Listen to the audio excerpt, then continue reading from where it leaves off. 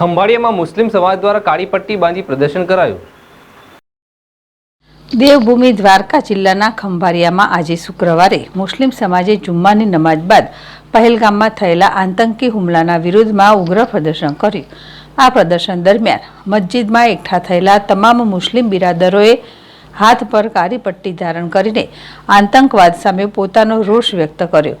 મુસ્લિમ સમાજે સ્પષ્ટપણે જણાવ્યું કે આતંકીઓનો કોઈ ધર્મ નથી હોતો અને પાકિસ્તાનને નાપાક ગણાવીને આતંકીઓ વિરુદ્ધ કડવા શબ્દોમાં પોતાનો વિરોધ નોંધાવ્યો। તેમણે આ હુમલાની નિંદા કરતા કહ્યું કે આવી ઘટનાઓ સમાજમાં નફરત અને હિંસા ફેલાવે છે, જે કોઈ પણ ધર્મ કે સમાજ દ્વારા સ્વીકાર્ય નથી। આ પ્રદર્શન દરમિયાન મુસ્લિમ સમાજે ભારત સરકાર પાસે આતંકીઓ સામે કડકમાં કડક કાર્યવાહી કરવાની માંગ કરી।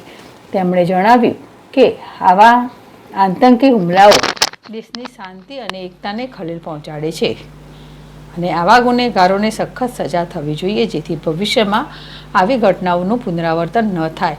આ પ્રદર્શનમાં મોટી સંખ્યામાં મુસ્લિમ બિરાદરો જોડાયા હતા અને તેમણે એક સ્વરે આતંકવાદની નિંદા કરીને દેશની એકતા અને શાંતિ જાળવવાનો સંદેશ આપ્યો।